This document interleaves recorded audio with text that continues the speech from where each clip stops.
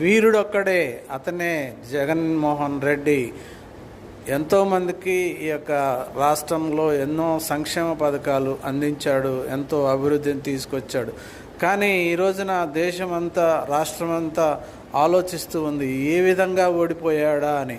కానీ ఈ యొక్క తెలుగుదేశం, అటు బీజేపీ, జనసేన వీరందరూ కలిసి కుమ్మక్కై 60 లక్షల ఈవీఎంలు తయారు చేసి ఉండగా అందులో 40 మాత్రమే ఎలక్షన్ కమిషన్ వాడింది.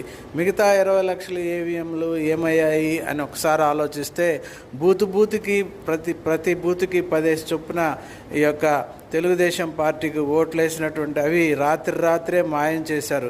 ఎలక్షన్ కమిషన్ ముందుగానే ఇక్కడ ఎస్పీలని అందరినీ కూడా మార్చేసింది. రాత్రే అవన్నీ కూడా మార్చేశారు. వీరెవరికి కూడా గెలుస్తామని హోప్ లేదు.